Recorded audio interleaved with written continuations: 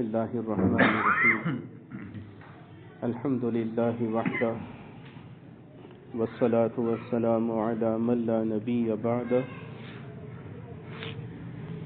صلى الله تعالى عليه وعلى آله وأصحابه الذين أوفوا عهدا أما بعد اللهم صل على سيدنا محمد وعلى آل وأصحاب سيدنا ومولانا محمد أفضل صلواتك بعدد معلوماتك وبارك وسلم عليه صلاة دائمة متصلة تتوالى وتدوم۔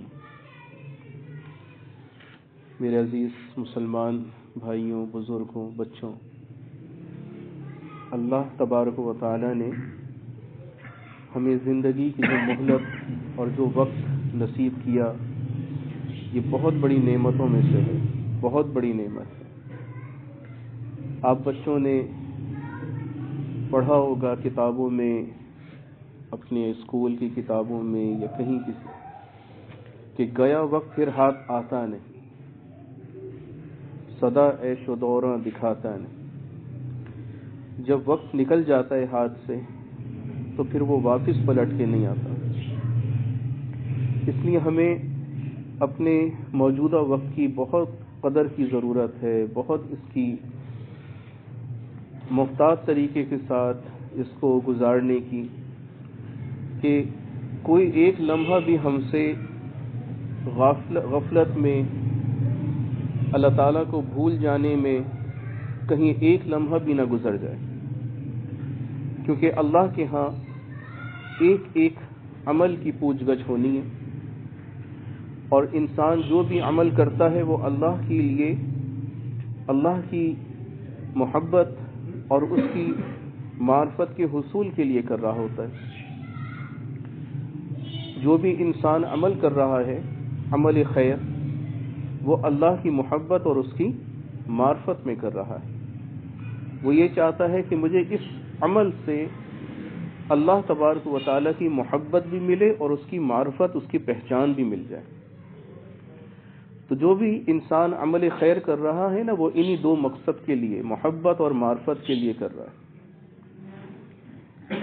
دیکھیے اللہ تبارک و تعالیٰ نے حضور نبی کریم صلی اللہ علیہ وسلم کی زبان پاک سے کچھ ایسے کلمات صادر فرمائے ہیں جو قرآن کے بعد افضل ترین کتاب حدیثوں میں ذکر کیے گئے ہیں۔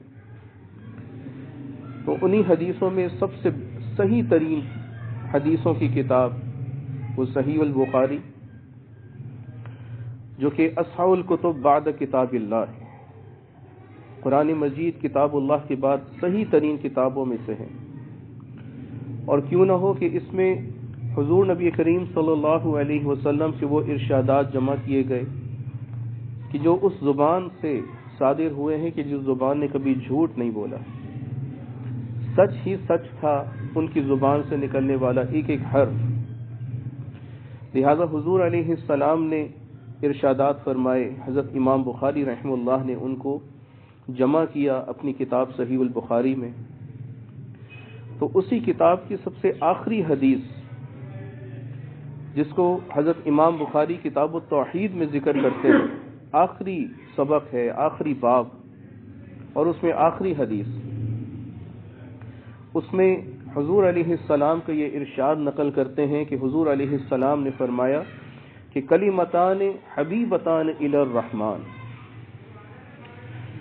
کہ دو کلمے ایسے ہیں کہ جو اللہ کو، رحمان کو بہت ہی ان سے محبت ہے۔ حبیبتان الی الرحمن، اللہ کو، رحمان کو بہت محبت ہے ان سے۔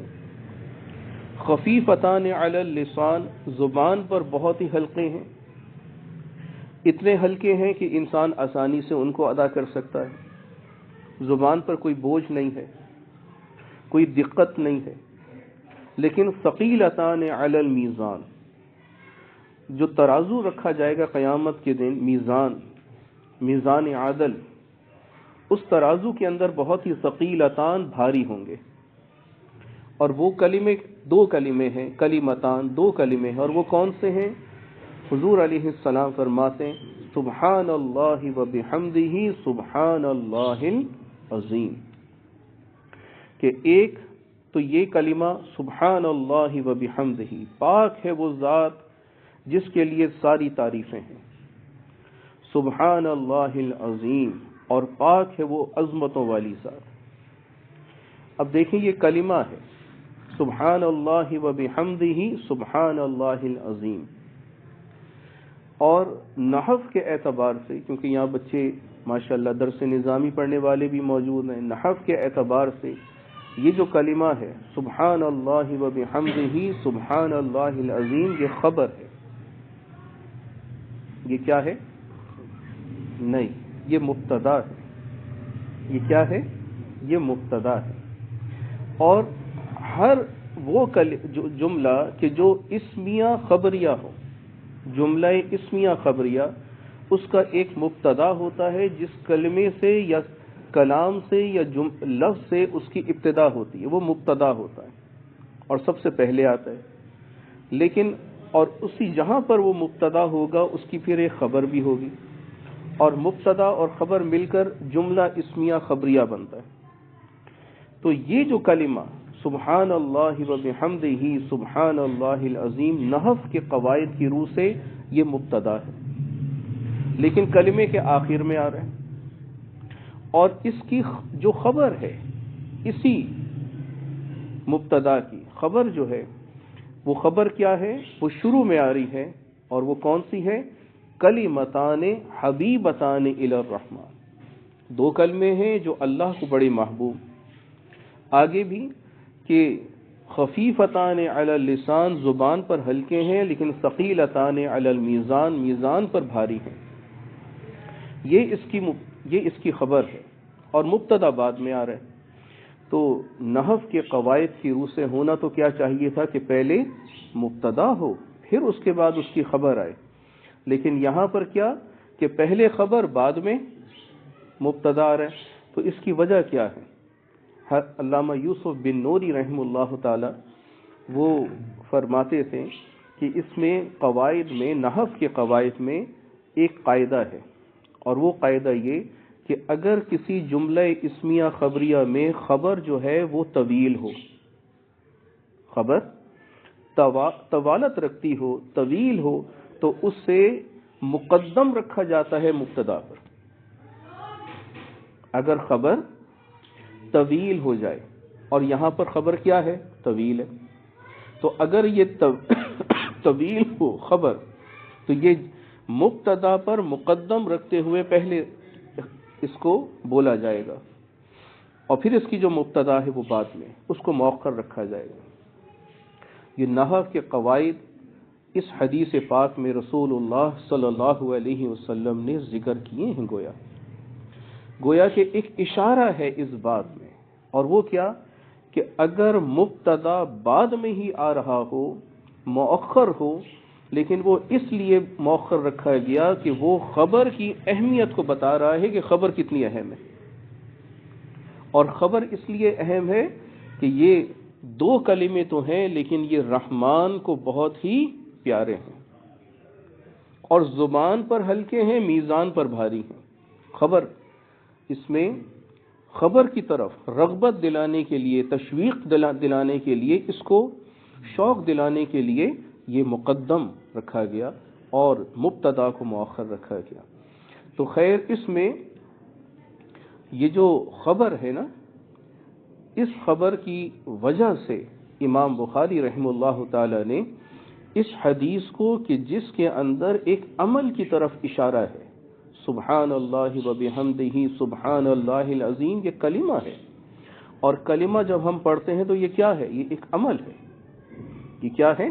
ایک عمل ہے، لیکن اس عمل کو چونکہ اللہ پیار کرتا ہے، اس عمل سے اللہ کو محبوب ہے یہ کلمے، لہذا اللہ تبارک و تعالی کی طرف چونکہ یہ خبر راجع ہو رہی ہے، اس کے رجوع اس کی طرف ہو رہا ہے، لہذا اس کی وجہ سے امام بخاری نے گویا کہ اس عمل کو ذکر کیا ہے باب التوحید کے اندر، کہ اس عمل سے تمہیں توحید باری تعالیٰ کی طرف توجہ دلائی جائے گی۔ تو اس کا کیا مطلب نکلا کہ ہم جو بھی عمل کرتے ہیں وہ توحید کی طرف رجوع رکھتا ہے۔ ہم نماز پڑھتے ہیں تو کس کے واسطے؟ ہم نے نماز پڑھتے ہیں تو نیت میں ہم نیت کرتے ہیں کہ واسطے اللہ کے لیے، واسطے اللہ تبارک و تعالیٰ کے لیے، لہٰذا روزہ بھی رکھیں گے تو کس کے لیے؟ وَبِصَوْمِ غَدٍ نُوَيْتُ مِن شَهْرِ رمضان یا من شہر شوال یا جو بھی جس مہینے کا روزہ ہو وہ۔ تو اس میں جو بھی عمل کیا جائے گا اس عمل کو کیا ہی جاتا ہے اللہ کے لیے، لہٰذا جو بھی عمل ہوگا وہ توحید پرست بنائے گا ہمیں، وہ ہمیں اللہ کی وحدانیت کی طرف لے کر جائے گا۔ اور اس کی وجہ ہے کہ حضرت امام بخاری رحمہ اللہ تعالی نے اس عمل کو باب التوحید کی حدیث کے اندر ذکر فرمایا، گویا کہ ہمیں یہ اشارہ اس میں کیا ہے؟ اشارہ یہ دیا گیا کہ عمل کی رغبت ہو، اور رغبت اس لیے ہو کہ اس سے مجھے اللہ ملے گا۔ عمل کی رغبت ہو، کیوں؟ کیونکہ اس سے مجھے کون ملے گا؟ ہم جب نماز پڑھتے ہیں تو واسطے تو ہم اللہ کے لیے کرتے ہیں، نیت میں یہی نیت لیتے ہیں کہ ہم یہ جو عمل کر رہے ہیں یہ اللہ کے لیے کر رہے ہیں زبان سے، لیکن ایک ہوتا ہے دل کی بھی نیت، اور دل کی نیت اس کے لیے محنت ضروری ہوتی ہے، کیونکہ جب تک زبان سے انسان کہہ رہا ہو اور دل کی تصدیق اس کے اندر شامل نہ ہو تو پھر یہ زبان سے کی گئی جو نیت ہے وہ فقہی اعتبار سے عمل کو تو پورا کر دے گی، لیکن عمل کا جو ایک اعلیٰ ترین درجہ ہے، جو عمل اسے توحید کی طرف لے کر جانا تھا اور اللہ کی محبت اور اس کی معرفت کے حصول کے لیے وہ عمل کروانا تھا، وہ رہ جاتی ہے۔ نتیجہ کیا ہوتا ہے؟ نتیجہ یہ ہوتا ہے انسان عمل تو کر رہا ہے لیکن اس عمل کی جو رغبت ہے اسے اللہ کی طرف نہیں متوجہ کروا رہی۔ وہ عمل تو کر رہا ہے، 5 وقت نماز بھی پڑھ رہا ہے، لیکن اس نماز کی جو حقیقت اور اس کی معرفت ہے اس سے محروم ہے۔ روزہ رکھ رہا ہے لیکن روزے کی جو ایک غرض و غایت ہے، اس سے جو اللہ تبارک و تعالی نے مدعا بیان کیا ہے، اس کا تقاضا بیان کیا کہ یہ کیوں ہے، کتب علیکم الصیام کما کتب علی الذین من قبلکم لعلکم تتقون، کہ یہ عمل تم اس لیے کر رہے ہو تاکہ تمہیں تقوی ملے۔ آج ایک بندہ روزہ رکھ رہا ہے لیکن روزے میں جھوٹ بول رہا ہے، تو جھوٹ اچھا عمل ہے کیا؟ جھوٹ نیکی ہے؟ ہرگز نہیں۔ ایک بندہ روزہ رکھے ہوئے ہے لیکن آنکھوں سے بد نگاہی کر رہا ہے، آنکھیں اس کی حیا اس کے اندر آنکھوں میں ہے نہیں، کانوں سے غیبت کی باتیں سن رہا ہے، ٹوہ میں لگا ہوا ہے، ادھر کی سنوں ادھر لگاؤں، ہوتا ہے نا بعضوں کی طبیعتوں میں یہ مزاج چغلی کھانے کا یہ ہوتا ہے۔ اگر یہ روزہ رکھنے کے باوجود عمل کر رہا ہے بد عمل، تو اس کا مطلب روزے کے اندر برائی نہیں، روزے کی نیت کرنے میں اس کی کوئی درست نہیں ہوا۔ اور وہ درست کیوں نہیں ہوا؟ زبان سے کہہ بھی دیا لا الہ تو کیا حاصل، دل و نگاہ مسلمان نہیں تو کچھ بھی نہیں۔ دل کے اندر بھی ایک تصدیق ہونی چاہیے۔ ہم ایمان مفصل اور ایمان مجمل پڑھتے ہیں تو اس میں ہم آخر میں کیا کہتے ہیں کہ اقرار باللسان و تصدیق بالقلب، ہم اقرار کر رہے ہیں زبان سے نیت کر رہے ہیں، زبان سے اقرار کر رہے ہیں، توحید مانتے ہیں، ہم اللہ کو مانتے ہیں، اللہ کے نبیوں کو مانتے ہیں، تمام فرشتوں کو مانتے ہیں، تمام کتابوں کو مانتے ہیں، بعث بعد الموت آخرت کو مانتے ہیں، جنت جہنم کو مانتے ہیں، پل صراط کو مانتے ہیں، تقدیر خیر و شر پر ایمان ہے، زبان کا اقرار۔ لیکن جب تک تصدیق بالقلب تک انسان نہیں پہنچے گا تب تک یہ اس کا ایمان مفصل اور ایمان مجمل اس کی تکمیل نہیں ہوگی۔ تو اس کی تکمیل کی ایک ضرورت ہے، اور وہ ضرورت کیوں ہے اس لیے کہ قلب کے اندر بھی تصدیق کا مادہ پیدا کرنا چاہیے۔ زبان کے اندر تصدیق پیدا ہو گئی، لیکن دل کے اندر تصدیق ابھی باقی ہے۔ تو دل کی تصدیق کی طرف اللہ کے نبی صلی اللہ علیہ وسلم نے ہمیں پھر ایک اور حدیث میں متوجہ فرمایا۔ حضور علیہ السلام نے ارشاد فرمایا کہ ان فی الجسد لمضغۃ، تمہارے جسم کے اندر ایک ایسا مضغہ، گوشت کا ٹکڑا ہے، اذا صلحت صلح الجسد کلہ، اگر اس کی اصلاح ہے وہ ٹھیک ہے تو سارا بدن درست، وَإِذَا فَسَدَتْ فَسَدَ الْجَسَدُ كُلُّهُ، اور اگر اس کی اصلاح نہیں، اس کے اندر فساد ہے، بگاڑ ہے، اس گوشت کے ٹکڑے کے اندر خرابی ہے، تو پھر اس کی وجہ سے سارا بدن خراب ہوگا۔ الا وہی القلب، وہ گوشت کا ٹکڑا کیا ہے؟ تمہارا قلب ہے۔ اور ہمارے مشائخ علماء نے قلب کے بارے میں فرمایا کہ قلب کیا ہے؟ یہ گوشت کا ٹکڑا انسان کے سینے کے اندر موجود ہے۔ انسان کے سینے کے اندر ایک دھڑکتا ہوا دل ہے، جس دل کو دراصل قلب کہا جا رہا ہے، اور یہ قلب وہ ایک کیفیت رکھتا ہے، ایک جذبے کی، ایک کیفیت رکھتا ہے کہ جو جذبہ اسے ہر عمل کرواتا ہے۔ دنیا کا جو میڈیکل سائنس ہے وہ کیا کہتی ہے کہ انسان کو جو کنٹرول کرنے والا، انسان کو پورے جسم کو کنٹرول کرنے والا ہے، وہ عضو کیا ہے؟ وہ اس کا دماغ ہے۔ کیا کہتے ہیں وہ؟ لیکن ہمارے نبی صلی اللہ علیہ وسلم نے کیا فرمایا؟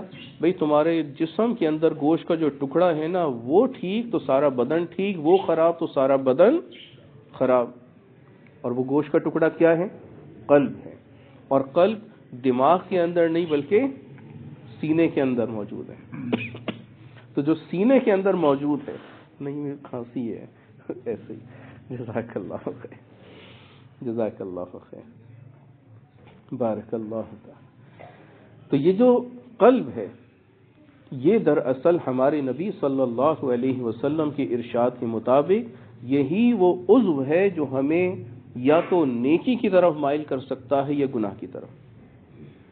تو ہمیں اس کی درستگی کی فکر کرنی چاہیے۔ دماغ تو اپنا کام خود کرے گا، دماغ خود کام کر لے گا، لیکن اس دماغ کو بھی جو کنٹرول کرنے والا عضو ہوگا نا، وہ انسان کا دل ہوگا۔ اور ہم سے قدرت نا بعض چیزیں بلواتی ہے۔ اللہ کی فطرت ہے نا، جس فطرت پر اللہ نے انسان کو پیدا کیا، فطرت اللہ التی فطر الناس علیہا، اللہ کی جو قدرت ہے، فطرت، اس فطرت پر انسان کی تخلیق ہوئی ہے۔ لہذا یہ فطرت ہم سے کچھ بلوا رہی ہے ہماری زبان سے۔ وہ کیا؟ بھئی اگر ہمارا کھانا کھانے کو اگر طبیعت یا مزاج نہیں مان رہا ہوتا تو پھر ہم کیا کہتے ہیں؟ بھئی کھانا کھانے کا دل نہیں کر رہا۔ اگر ہمیں کسی کام کے کرنے کا کوئی چاہت نہیں ہوتی تو پھر ہم کیا کہتے ہیں؟ بھئی کام کرنے کا دل نہیں چاہ رہا۔ تو یہ دل چاہنا ہے یا انسان کا کوئی اور عضو ہے جو اس تمام چیزوں میں انوالو ہوتے ہیں؟ مثلا کھانا کھانے کا دل نہیں چاہ رہا، بھئی دل کیسے چاہے؟ کھانا کھانے کے لیے تو انسان کے ہاتھ ہیں، لقمہ بنائے گا، پھر انسان کا منہ ہے کہ منہ میں ڈالے گا، پھر انسان کے دانت ہیں جو چبائیں گے، پھر وہ معدے کے اندر جائیں گے۔ تو یہ انسان کے تو یہ اعضاء ہیں کہ جو اس کھانے میں انوالو ہو رہے ہیں، لیکن انسان زبان سے کیا بول رہا ہے؟ دل نہیں کر رہا۔ تو اس کا مطلب فطرت ہم سے کچھ کہلوا رہی ہے، اور وہ کیا ہے کہ تمہارا یہ جو دماغ ہے نا، اس دماغ کو بھی کنٹرول کرنے والا تمہارا دل ہے۔ لہذا اپنے دل کی طرف متوجہ رہو، اس دل کے نگہباں بنو۔ اگر یہ دل تمہارے ہاتھ میں ہے، تمہارے اختیار میں ہے، تو پورا جسم تمہارے اختیار میں ہوگا۔ اگر تمہارا دل تمہارے اختیار میں نہیں تو تمہارا پورا جسم تمہارے اختیار سے باہر ہے۔ پھر کیا ہوگا؟ دل اگر ہمارے قابو میں نہیں چاہے ہم روزے سے ہوں آنکھ خیانت کرے گی، زبان غلط بولے گی، کان غلط سنیں گے، ہاتھ پیر غلط چلیں گے۔ دل اگر قابو میں نہیں تو انسان نماز کے اندر بھی نماز سے باہر کے جو ساری کیفیات اور واقعات اور معاملات ہوتے ہیں ان کو سوچ رہا ہوتا ہے، بھئی اس نے مجھے یوں کہا، اس نے میرے ساتھ ایسا کیا، دیکھنا نماز پڑھ کر میں چکوں گا نا، جاؤں گا تو پھر اپنا بدلہ لوں گا۔ نماز کے اندر یہ سب پروگرام بن رہے ہیں، نماز کے اندر رہتے ہوئے نماز سے باہر کے معاملات، تو اس کا مطلب ہے دل اس کے قابو میں نہیں رہا۔ ہمارے مشائخ رحمہ اللہ تعالی علیہم نے دل پر محنت کروائی، قلب پر محنت کروائی، تاکہ اس قلب پر محنت کر کے انسان اپنے قلب کو اپنے اختیار میں لے۔ ہمارا قلب ہمارے اختیار میں کب آئے گا؟ جب یہ قلب کی ہم حقیقت کو سمجھیں۔ یہ جو قلب ہے نا، اس قلب کا مطلب کیا ہے؟ عربی میں کہا جاتا ہے قلب کا مطلب وہ عضو جو کسی ایک حالت پہ قائم نہ رہے، کبھی نیکی کبھی گناہ، کبھی اچھی کبھی بری بات، کبھی حق کی طرف جھکاؤ ہے کبھی باطل کی طرف جھک رہا ہے، یہ قلب ہے۔ تو قلب کا مطلب ہوتا ہے وہ عضو جو ایک حالت پر مستقر نہ ہو، حالت تلون میں رہے، بدلتا رہے، کبھی یہ کبھی وہ، کبھی دائیں کبھی بائیں، کبھی اچھی کبھی بری بات۔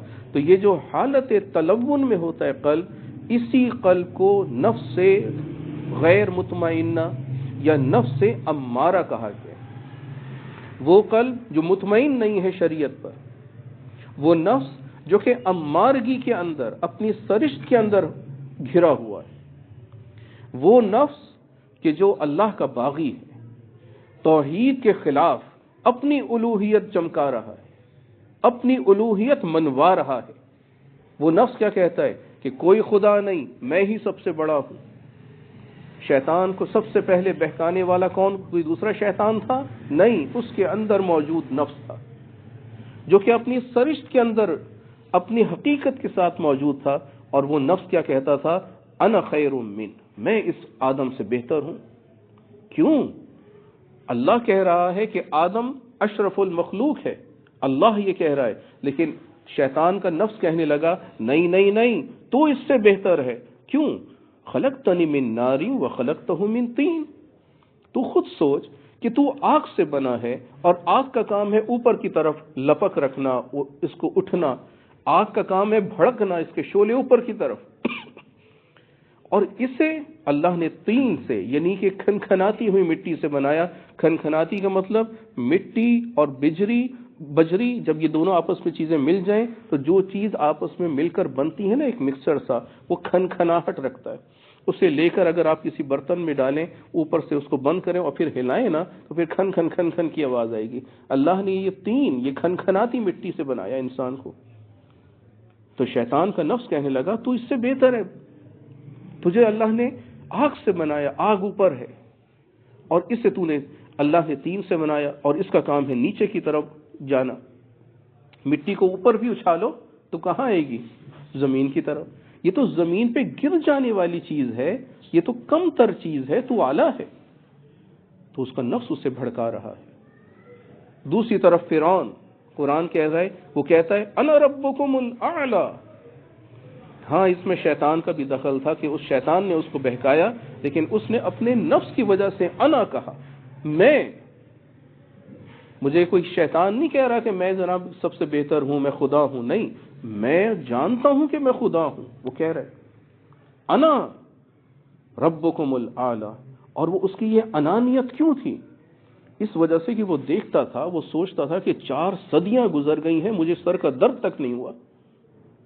فرعون 400 سال زندہ رہا، 400 سال سے زائد اس کی عمر تھی، تو وہ کہتا تھا کہ میں تو 4 صدیاں گزر گئیں، سر کا درد تک نہیں ہوا، تو میں تو جناب کوئی خدا ہوں، مجھے بیماری نہیں آ رہی، میں خدا بن گیا۔ انا ربکم الاعلی۔ تو یہ جو انسان کا نفس سے امارہ ہوتا ہے، یہ امارگی رکھتا ہے۔ کیوں؟ کیونکہ اس کے اندر قلب کی سرشت موجود ہے، اور قلب کسی ایک حالت پر مستقر نہیں ہوتا، قائم نہیں رہتا۔ ہمارے اللہ والوں نے، مشائخ نے اسی قلب پر محنت کروائی کہ قلب پر اللہ اللہ اللہ کا ذکر کر کے اسے ایک حالت پر ٹھہراؤ۔ یہ قلب تمہیں کہے گا کبھی ادھر دیکھو کبھی ادھر دیکھو، کبھی یہ سوچو کبھی وہ سوچو، اسے ایک حالت پر جماؤ، بٹھا کے رکھو، جبرن، کبھی تکلفن، کبھی مروتن، کبھی بناوٹ کے ساتھ، اسے ہمت کے ساتھ ایک حالت پر مستقر کرو، استقرار دو، اس کو قرار دو۔ اسے جب قرار آ جائے گا تب یہ بنے گا مطمئن۔ اب مطمئن بننے کے اور امارگی کے درمیان ایک اور حالت آئے گی، اور وہ حالت کیا ہوگی؟ نفس لوامہ۔ وما اقسم بالنفس اللوامہ، اللہ نے اس نفس لوامہ کو پسند کر کے قسم کھائی ہے، نفس امارہ کی قسم نہیں کھائی، اسے پسند نہیں کیا، کیونکہ اس کے اندر برائی موجود ہے۔ ان النفس لامارۃ بالسوء، اس کے اندر برائی، سوء، برائی موجود ہے، تو اللہ نے اس کو پسند نہیں کیا۔ لیکن وما اقسم بالنفس اللوامہ، اس نفس لوامہ کی قسم کھائی، پیار کیا اس سے۔ کیوں؟ اس لیے کہ اس نفس کے اندر لوامہ، ملامت، اس کے اندر ندامت، اپنی پشیمانی، اپنی کمتری کا احساس، یہ احساس اور ادراک ہونا کہ میں کمزور ہوں، میں کمتر ہوں، میں کچھ نہیں ہوں، یہ اس نفس لوامہ کے اندر خاصیت موجود ہے۔ لہٰذا اللہ کو یہ ادا پسند آئی، لہٰذا اللہ نے اس کو پسند کر کے قسم کھائی کہ میں اس نفس لوامہ کی قسم کھاتا ہوں۔ اور پھر اس نفس لوامہ سے جب انسان نفس مطمئن کی طرف سفر کرے اور مطمئن بناتے اپنے قلب کو، تو پھر اللہ نے اس نفس مطمئن کو اتنا پسند کیا کہ اللہ نے فرمایا یا ایتھا النفس المطمئنہ۔ پھر یہ نہیں کہا کہ اے انسان، اے مومن، اے مسلمان، اے فلاں، نہیں، فرمایا اے وہ شخص جس کا نفس مطمئن ہو گیا۔ یا ایتھا النفس المطمئنہ ارجعی الی ربک راضیۃ مرضیہ فادخلی فی عبادی وادخلی جنتی۔ اللہ اس نفس سے مطمئنہ سے راضی ہوا، اور جس سے اللہ راضی ہو جائے اسے کیا دیتا ہے؟ جنت۔ اسے کیا دیتا ہے؟ ہم سب صحابہ رضوان اللہ علیہم اجمعین کے لیے یہ عقیدہ رکھتے ہیں کہ وہ سارے کے سارے کون؟ جنتی۔ کیوں یہ عقیدہ ہم بنائے ہوئے ہیں؟ یہ عقیدہ ہم نے خود سے نہیں بنایا، دراصل ان کا مقام ہم کو یہ بتا رہے ہیں۔ اللہ نے ان کے لیے یہ مقام ذکر کیا قرآن میں، ایک نہیں کئی جگہوں پر، رضی اللہ عنہم ورضوا عنہ، اللہ ان سے راضی، یہ اللہ سے راضی، یہ اللہ سے راضی، اللہ ان سے راضی۔ تو اللہ ان کی رضا اور مقام کو بتا رہا ہے کہ یہ جب اللہ کو راضی کرنے کی دھن میں اپنے آپ کو انہوں نے رکھا تو اللہ بھی ان سے راضی ہو گیا، اور جب اللہ ان سے راضی ہوا تو پھر اللہ ان کو مقام رضا عطا کر رہا ہے، اور مقام رضا کیا ہے؟ جنت۔ تو ہمارا یہ عقیدہ ہے کہ اللہ نے چونکہ ان کو رضی اللہ بنایا تو ہمارے لیے وہ کیا ہیں؟ جنتی، اور ہمارے لیے وہ کاروان جنت ہیں، وہ جنت کا ایک کارواں ہے، ایک لشکر ہے جو جا رہا ہے جنت کی طرف۔ اللہ ہمیں بھی ان میں شامل فرما دے۔ تو یہ جو عمل ہوتا ہے، ایک اللہ کی رضا کی دھن سوار ہو جانا کہ یا اللہ یہ میں جو عمل کر رہا ہوں یہ خالصتاً اللہ تیرے لیے ہے، اللہ تو اس سے خوش ہو جا، تو یہ عمل جو ہے اللہ کی محبت اور اس کی معرفت تک پہنچاتا ہے۔ اور جب انسان کو اس اللہ کی معرفت اور محبت حاصل ہو گئی تو گویا کہ دوسرے الفاظ میں اللہ کی رضا حاصل ہو گئی، اور جب اللہ کی رضا حاصل ہو جاتی ہے تو ایسے ہی مقام والے کو نفس مطمئنہ والا نفس قلب عطا ہوتا ہے۔ وہ نفس مطمئنہ کیا کیفیت رکھتا ہے؟ وہ مطمئن ہوتا ہے ہر شے پر۔ میرے اللہ نے میرے نبی پاک صلی اللہ علیہ وسلم کے ذریعے سے قرآن دیا، حدیث دی، جو کچھ اس کے اندر موجود ہے سب سے میں راضی ہوں۔ یہ سارا کا سارا دین اللہ نے نازل کیا۔ میرے نبی کے الفاظ جو ہیں وہ ان کے اپنے نہیں ہیں، اللہ کی طرف سے ہیں۔ کیوں؟ قرآن پر اس کا ایمان ہوتا ہے۔ وہ کہتا ہے وَمَا يَنطِقُ عَنِ الْهَوَىٰ، میرا اللہ یہ فرما رہا ہے کہ میرے نبی صلی اللہ علیہ وسلم جو فرما رہے ہیں وہ اپنی خواہشات سے نہیں بلکہ کس سے؟ وحی الہی سے فرما رہے ہیں۔ ان هو الا وحی یوحیٰ، جو اللہ کی طرف سے وحی ہوئی اسی سے تو کلام ہو رہا ہے آپ کا۔ لہذا حضور علیہ السلام کی ہر بات پر اس کا ایمان، ہر ارشاد پر اس کا یقین۔ تو سچی بتائیں، جس کا ایسا یقین ہو جائے شریعت پر، وہ پھر ادھر ادھر دائیں بائیں دیکھے گا؟ ہم جو دائیں بائیں ابھی اپنی فطرت میں ہمارے اندر جھکاؤ نہیں ہے، ٹھہراؤ نہیں ہے، مستقر نہیں ہے، مطمئن نہیں ہے، یہ جو ہماری ابھی نیچر بنی ہوئی ہے نا، ادھر دیکھ ادھر سوچ ادھر سوچ، تو اس سے ایک خطرہ ہے۔ وہ خطرہ یہ ہے کہ کہیں ایسا نہ ہو جائے کہ ہم آدھے تیتر آدھے بٹیر بن جائیں، کبھی ادھر جا کبھی ادھر جا، کبھی اس کی سن کبھی وہ سن۔ تو کہیں ایسا نہ ہو کہ ہم اسی سن گن میں کہیں رافضیوں کے ہتھے چڑھ گئیں، کہیں ایسا نہ ہو کہ قادیانیوں کے ہتھے چڑھ گئیں۔ یہ لوگ اپنی طور پر محنتیں کر رہے ہیں نا، اپنے باطل کو پھیلانے کے لیے، صحابہ پہ تبرہ کرنے کے لیے، حضور علیہ السلام کی ختم نبوت کو چاک کرنے کے لیے پھر رہے نا یہ لوگ، ان کے مربی بنے ہوئے پھر رہے ہیں۔ اور حضرت مولانا منظور احمد چینیوٹی رحمہ اللہ سے ہم ایک دفعہ درس لے رہے ختم نبوت کے عقیدے کے حوالے سے، تو حضرت فرمانے لگے یہ مربی نہیں پورے مربے ہوتے ہیں قادیانیوں کے، فرمانے لگے یہ مربی نہیں ہوتے، مربع ہوتے ہیں پورے۔ اتنے ان کی ذہن سازی کی ہوئی ہوتی ہے، ان کے اپنے غلط عقیدوں پر ایسا ان کو پکا بنایا ہوا ہوتا ہے کہ یہ گویا کے جمع ہوتے ہیں کھڑے ہوئے اپنے آپ پر، اور ان کو گھیرنے کا کوئی زبانی جمع خرچ سے یہ ان پر اثر نہیں ہوگا۔ حضرت ہمیں فرمایا کرتے تھے بس ایک اصول بنانا ہے اپنا، ان کو اگر تم نے زیر کرنا ہے، ان کو اگر فیل کرنا ہے، اور ان کے جو بھی مناظرہ یا مباحلہ یا بحث اس کے لیے یہ لوگ اگر کوئی کوشش کریں تو تم صرف ایک اصول بناؤ، اور وہ کیا؟ مرزا غلام قادیانی کی سیرت پر گفتگو ہوگی، مرزا غلام قادیانی کی سیرت۔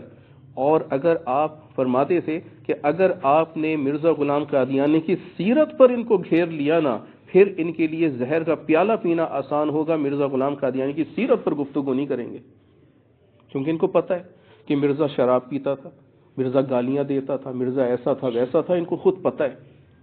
کبھی بھی مرزا غلام قادیانی کی سیرت پر گفتگو نہیں کریں گے، زہر کا پیالہ ان کے لیے پینا آسان، سیرت پر گفتگو۔ اور ہم سے اگر کوئی کہے کہ حضور صلی اللہ علیہ وسلم کی سیرت پر گفتگو کرو، کریں گے کہ نہیں؟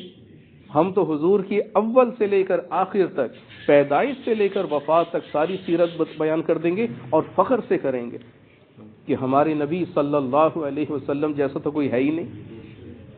تو ہمارے لیے اپنے نبی کی سیرت پر گفتگو کرنا آسان، ان کے لیے نہیں۔ تو حضرت ہمیں اصول سمجھا دیتے تھے، اس اصول پر گھیرو ان کو، لیکن اس اصول پر گھیرنے کے لیے خود اپنے آپ میں ایک کانفیڈنس پیدا کرنا، اپنے دین پر جس پر ہم عمل کر رہے ہیں اس پر مستقر ہونا، مطمئن ہونا کہ میرے نبی جیسا کوئی نہیں ہے۔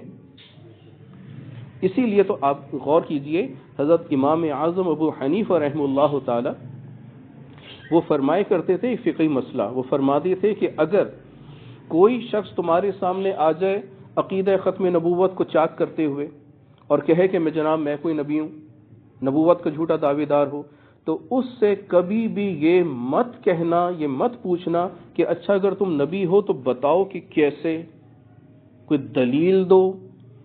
حضرت امام اعظم فرماتے تھے اس دعوے نبوت، جھوٹے دعوے نبوت کرنے والے سے دلیل پوچھنے والا بھی کافر ہوگا۔ دلیل پوچھنے والا کیوں کافر؟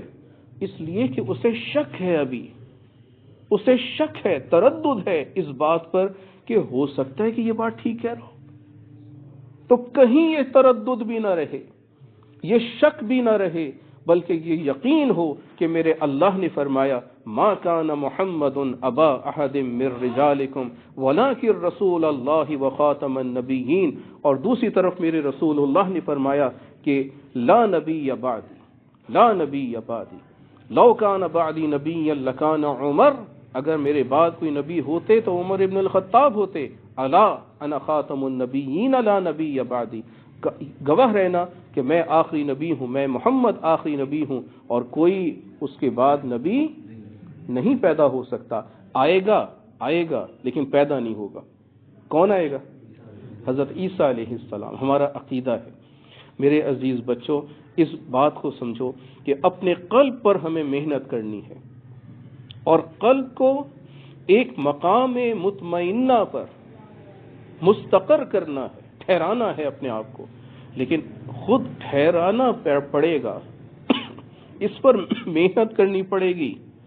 یہ قلب ٹھہرتا نہیں ہے، یہ کبھی ادھر جاتا ہے کبھی ادھر جاتا ہے، ایک حالت پر نہیں ٹھہر پاتا۔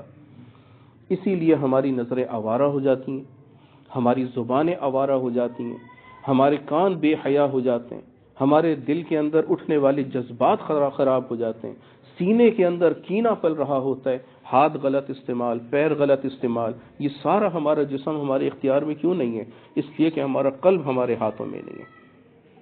ہمیں اپنے قلب پر محنت کرنی ہوگی، اپنے قلب پر ایسی محنت کرنی ہوگی کہ یہ قلب جو کہ اس وقت سو رہا ہے وہ جاگ جائے، اس وقت سو رہا ہے وہ جاگ جائے۔ حضرت امام حسن بصری رحمہ اللہ تعالیٰ کے پاس ایک شخص آیا اور وہ آ کر کہنے لگا، حضرت آپ درس قرآن دیتے ہیں، لوگوں پر ایک عجب اثر ہوتا ہے، میں دیکھتا ہوں کوئی رو رہا ہے، کوئی اپنے آنسوؤں کو پوچھ رہا ہے، کوئی جناب اپنے ایک تڑپ رہا ہے، ایک عجیب کیفیت ہوتی ہے کیونکہ قرآن کا اثر ہے۔ میں دیکھتا ہوں کہ آپ کے درس میں ایسے لوگوں پر حال ہے، لیکن میں ہی اسی درس میں موجود ہوتا ہوں لیکن مجھ پر کوئی کیفیت نہیں ہوتی۔ تو ایسا لگتا ہے کہ میرا قلب جو ہے نا وہ سو گیا، میرا دل سو گیا۔ آپ سے درخواست ہے اس کے لیے دعا کر دیں یہ قلب جاگ جائے، یہ سویا ہوا ہے جاگ جائے۔ تو حضرت امام حسن بصری حیران ہو کر اس سے پوچھنے لگے، واقعتاً ایسا ہے کہ تمہارا قلب میرے درس میں باوجود یہ کہ میں جھنجھوڑتا ہوں اور میرے قرآن کی درس کی برکت سے لوگوں پر اثر ہوتا ہے لیکن تم پر اثر نہیں ہو رہا، حقیقت میں ایسا ہے؟ اس نے کہا جی حضرت ایسا ہی ہے۔ تو حضرت فرمانے لگے پھر یوں کہو کہ دل سویا نہیں، دل مویا ہے۔ دل سو نہیں گیا، دل مو گیا، کیونکہ سویا ہوا جاگ سکتا ہے جھنجھوڑنے سے، لیکن مویا ہوا مرا ہوا جھنجھوڑو جتنا اسے جاگ نہیں ہوگی۔ ایک شخص مرا پڑا ہوا ہے، اسے جتنا جھنجھوڑو زندہ ہو جائے گا؟ وہ نہیں جاگ سکتا کیونکہ مو گیا ہے۔ تو یہ مت کہو کہ تمہارا دل سو گیا، بلکہ یوں کہو کہ دل ہو گیا۔ تو آج ہمارا قلب مویا ہوا ہے کہ ہم قرآن پڑھتے ہیں لیکن اثر نہیں، نماز پڑھتے ہیں اثر نہیں، جبکہ یہ جو محبت کے حصول کی محنت کرنے والے ہوتے ہیں ان کے لیے تو نماز ایک رغبت والی چیز ہوتی ہے، لقائے یار ہوتی ہے، محبوب کی ملاقات، اور اس ملاقات کے لیے بے چین رہتے ہیں۔ فجر پڑھی تو ظہر کا انتظار ہو رہا ہوتا ہے، ظہر پڑھتے ہیں تو عصر کا انتظار ہو رہا ہوتا ہے، عصر پڑھتے ہیں تو مغرب کا انتظار، مغرب پڑھتے ہیں تو عشاء کا انتظار، عشاء پڑھتے ہیں تہجد کا انتظار۔ اور جب دیکھو وہ عمل نماز کی عمل میں لگے ہوں گے، کبھی وضو کیا تو تحیۃ الوضو، کبھی مسجد میں گئے تو تحیۃ المسجد، کبھی اشراق، کبھی چاشت، کبھی اوابین، کبھی تہجد، ان نوافل، جمعے کا دن صلاۃ التسبیح۔ اس عمل میں ہم نماز کو ایک عمل سمجھتے ہیں نا، نماز کیا ہے؟ ایک عمل ہے، لیکن ہم عمل کرتے ہیں جزوی محبت کی وجہ سے۔ ہمارے اندر محبت اگر دین کی پیدا ہوتی ہے تو دین کی محبت سے دینداروں سے بھی محبت ہوتی ہے، دین کے ساتھ نسبت رکھنے والی ہر شے سے محبت ہو جاتی ہے، عمل سے بھی محبت ہوگی، لیکن اس محبت کے اندر جزوی پہلو آ رہا ہوتا ہے۔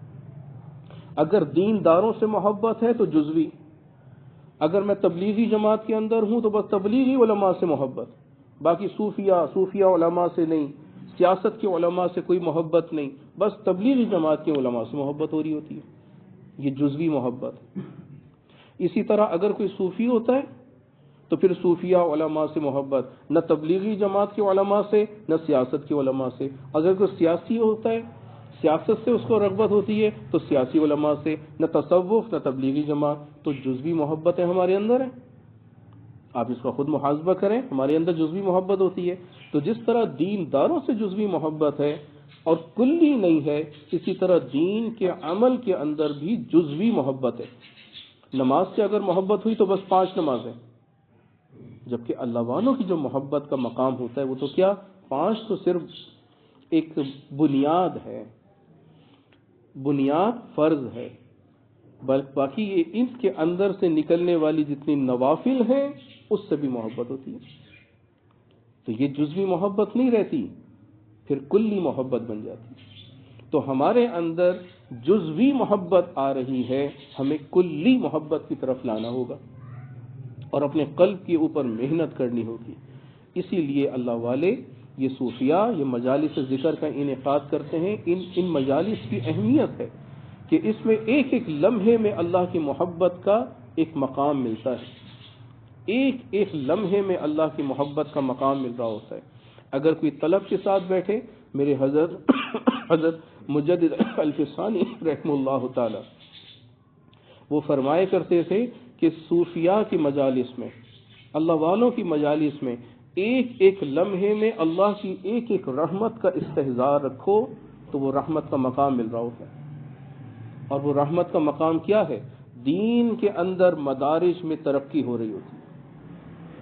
اور جب ایک لمحہ بھی اگر ایسا مل جائے تو وہ پھر باقی ان کے صحبت کے علاوہ باقی جتنے بھی لمحات ہوں اس سے کئی درجے بہتر ہوتا ہے۔ اسی لیے تو یہ شعر کہا گیا، یک زمانہ صحبت با اولیاء، کہ اللہ والوں کی ایک مجلس کا ایک لمحے کا فائدہ اتنا ہے کہ بہتر 100 سال طاعت بے ریا خالص اللہ کے لیے عبادت اگر 1000 سال بھی ہو رہی ہو تو وہ اس سے افضل ہو جاتا ہے۔ کیوں ہوا؟ کیونکہ اس ایک لمحے میں اللہ کی رحمت کا ایسا استحضار ملا، ایسا مقام ملا کہ اس کی برکت سے اللہ کی معرفت تک انسان کے قدم پہنچ گئے، اللہ کی معرفت۔ اور جب اللہ کی محبت اور اس کی معرفت عزیز مل جاتی ہے نا تو پھر اللہ کے ساتھ جس شے کی نسبت ہوتی ہے اس سے بھی محبت ہو جاتی ہے، اس سے بھی محبت۔ اللہ کے نبی صلی اللہ علیہ وسلم کا ارشاد ہے نا کہ من احب للہ وابغض للہ واعطى للہ ومنع للہ فقد استکمل الایمان۔ جس نے اللہ کے لیے محبت کی، اللہ کے لیے کسی سے نفرت رکھی، اللہ کے لیے کسی کو عطا کیا، اللہ ہی کے لیے کسی سے روکا، کسی کو عطا نہ کیا، روک لیا، فقد استکمل، اس نے ایمان کی تکمیل کر لی۔ تو یہ ایمان کی تکمیل کا ایک درجہ اللہ کے نبی نے ارشاد فرمایا، لیکن اللہ کے ساتھ نسبت بیان کر کے، محبت ہو تو کس کے لیے، نفرت ہو تو کس کے لیے، کسی کو دینا ہو تو کس کے لیے، کسی سے روک لینا ہو تو کس کے لیے، نسبت کس کی ہو، تو یہ اللہ ہمارے قلب و ذہن پر چھایا ہوگا تو بھی یہ نسبتیں ہوں گی نا۔ تو پھر جب یہ نسبت نصیب ہو جاتی ہے تو پھر اللہ کی مخلوق سے بھی محبت ہو جاتی ہے۔ حضرت با یزید بستامی رحمہ اللہ تعالی بڑے اللہ والے، ان کا اصل نام تھا تیفور۔ فرماتے ہیں کسی نے ان سے پوچھا کہ حضرت اللہ نے آپ کو بڑا مقام دیا کہ آپ کو سلطان العارفین بنایا، تمام اللہ کی عارف جو پہچان رکھنے والے لوگ ہیں ان کا سلطان بنا دیا، سلطان العارفین۔ اور یہ ہم نہیں کہہ رہے اس دور میں، اس دور کے لوگوں نے ان کو یہ مقام دیا، اور یہ حضرت امام اعظم کے شاگرد تھے۔ تو یہ فرماتے ہیں ان سے پوچھا گیا کہ حضرت آپ کو سلطان العارفین بن گئے، یہ مقام ملا تو کیسے؟ تو حضرت فرمانے لگے کہ میں چھوٹا تھا تو میں نرم گرم بستر پہ سویا ہوا تھا، سردی کا وقت تھا، تو میری والدہ جو تھیں وہ دوسرے بستر پر آرام کر رہی تھیں، گھر میں اور کوئی نہیں تھا، ہم دونوں سو رہے تھے۔ اتنے میں میری والدہ نے آواز دی، تیفور ان کا اصل نام ہے، تیفور۔ میں اٹھا، جی اماں۔ تو میری والدہ کہنے لگی بیٹا مجھے پانی چاہیے۔ تو میں نے ادھر ادھر دیکھا، مٹکے میں پانی ختم، تو میں باہر نکلا، چشمہ تھا وہاں پر پانی بھرا پیالے میں اور لے کر گھر آیا۔ جب گھر پہنچا تو کافی دیر ہو گئی تھی، تو اتنے میں میری والدہ سو گئی. بوڑھی تھیں تو سو گئی, زیادہ دیر بیٹھ نہیں سک رہی ہوں, لہٰذا وہ سو گئی. اب میں پیالہ لیے ان کے پاس کھڑا رہا کہ میری والدہ جب اٹھے تو ان کو دوبارہ کہنا نہ پڑے کہ تیفور اٹھو پانی پلا دو. میں کھڑا رہا. سردی کی سرد رات ہو اور نرم گرم بستر چھوڑ کر ٹھنڈا پیالہ ٹھنڈے پانی والا پکڑ کے بچہ کھڑا ہو, اس کو آپ اندازہ کریں کہ کیا کیفیت ہوگی. پکڑ کے کھڑا ہوں کہ میری ماں کو دوبارہ کہنا نہ پڑے. اتنے میں پوری رات گزر گئی, فجر کی اذانیں ہونے لگیں, میری والدہ اٹھیں, دیکھا کہ میں کھڑا ہوں تو پیالہ لیا, بسم اللہ پڑھ کر پیا. پینے کے بعد مجھے دعا دی. بس فرماتے ہیں کہ اس دعا کا کرشمہ تھا کہ اللہ نے مجھے سلطان العارفین بنا دیا. فرماتے ہیں کہ میرے سامنے پھر آسمان سے جب میری والدہ نے دعا کری, میں نے دیکھا کہ آسمان پھٹا ہے اور پھر فرشتے اترے ہیں اور انہوں نے مجھے چاروں طرف سے گھیر لیا. اللہ نے یہ مقام دیا تو خدمت سے دیا, لیکن خدمت کس کی؟ والدین. اور والدین کون ہیں؟ مخلوق ہیں. تو یہ مخلوق کس کی ہے؟ خالق کی. تو خالق سے جب محبت ہو جاتی ہے تو پھر اس کی مخلوق سے بھی محبت ہوتی ہے. لیکن جب ہمارے اندر مخلوق کی خالق کی محبت نہیں ہوتی تو پھر ہم مخلوق کے بارے میں شکوہ کرتے ہیں کہ فلاں ایسا فلاں ویسا. دراصل ہم دوسرے کی طرف جب انگلی اٹھا رہے ہوتے ہیں, فطرت ہمیں بتا رہی ہے کہ تمہارے اندر بھی کچھ عیب ہیں. وہ عیب کیا ہیں؟ وہ عیب یہ ہیں کہ تم اس کے اندر عیب دیکھ رہے ہو, اپنے اندر سے غافل ہو. تمہارے اندر بھی تو گناہ موجود ہیں, لغزشیں موجود ہیں, خطائیں ہیں. تو تم دوسروں کو عیب زدہ نہ کہو, اپنے آپ کو متہم کرو کہ تمہارے اندر بھی زیادہ ہے. میرے عزیزوں, ہمیں اپنے قلب کی نگہبانی کرنی ہے, اپنے قلب کی اصلاح کرنی ہے اور قلب کو ایک مقام پر ٹھہرانا ہے. اور اس کے لیے یہ اللہ کا ذکر ہے کہ جب ہم یہ اللہ کا ذکر کرتے ہیں تو یہ قلب اس اللہ کے نام پر ٹھہرتا ہے, یکسو ہوتا ہے, اور پھر اس یکسوئی کی برکت سے انسان کا قلب ادھر ادھر نہیں بھٹکتا, یکسو ہو جاتا ہے. یکسو ہونے سے پوری شریعت پر یکسو ہوگا.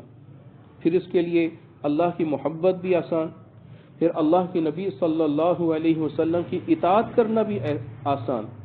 پھر اس کے لیے یہ نہیں کہ مجھے کہیں سے سننا پڑے گا کہ داڑھی رکھوں گا تو رکھوں گا, مجھے کہیں سے سننا پڑے گا کہ میں سر پہ ٹوپی رکھوں گا تو رکھوں گا, مجھے کہیں سے سننا پڑے گا کہ 5 ٹخنوں سے اوپر کروں گا تو کروں گا, مجھے کہیں سے سننا پڑے گا کہ اللہ کا ذکر کرو, تلاوت کرو, نماز پڑھو, روزہ رکھو تو پھر کروں گا.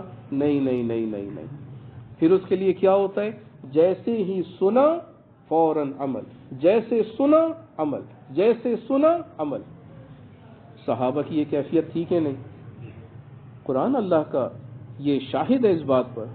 اللہ کا قرآن کہہ رہے فبشر عباد, بشارت ہے ایسے لوگوں کو, الذین یستمعون القول, جو آپ کا قول سنتے ہیں, فیتبعون احسنا, فوراً عمل کر لیتے ہیں اچھے طریقے سے. اولئک الذین ھداھم اللہ, یہ اللہ کی ہدایت لینے کے لیے آ بیٹھے تھے, یہ چاہتے تھے کہ اللہ کی ہدایت ملے, اور اللہ کی ہدایت جیسے ہی آتی ہے تو قلب و ذہن پاک ہو جاتا ہے. وَأُولَئِكَ هُمْ أُولُو الْأَلْبَابِ, یہی تو عقل مندوں کی نشانی ہے.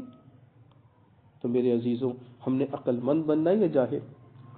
صحابہ کے نقش قدم پہ چلنا ہے, اور صحابہ عقل مند تھے, لہذا ہم نے ان کے طریق پہ چلتے ہوئے عقل مند بننا ہے. اور عقل مندوں کی نشانی کیا ہے؟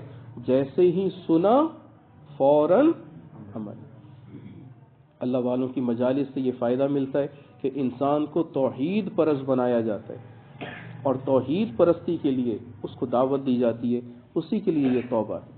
یہ جو توبہ طائب ہم ہوتے ہیں, ہم اپنے اللہ سے سچی پکی ایک وعدہ کر رہے ہوتے ہیں, عہد کر رہے ہوتے ہیں کہ یا اللہ ہم نے آج اور آج سے پہلے تجھے ناراض کیا, بہت ناراض کر دیا, بہت زیادہ, تو روٹھ گیا ہم سے, اور جب تو روٹھا نا تو ہم بکھر گئے. آج ہم ایسا ٹوٹے ہیں, ایسا بکھرے ہیں کہ اگر کوئی ہمیں سنوارنے کی کوشش کرتا ہے تو وہ سوچتا ہے کہ کہاں سے سنواروں, کس کو سنواروں, کس چیز کو سنواروں. یا اللہ ہم تجھ سے ٹوٹے کیا, ہم خود بکھر گئے. یا اللہ آج ہم سچی پکا وعدہ کرتے ہیں کہ کہ آج ہم توبہ کریں گے اور پھر اس توبہ کو ٹوٹنے نہیں دیں گے. یہ مصمم ارادہ ہے. اللہ سے دعا ہے کہ اللہ ہماری اس توبہ کو توبۃ نصوح بنا دے. آمین. اللہ کو ہر دم یاد کر، اس نام سے دل شاد کر.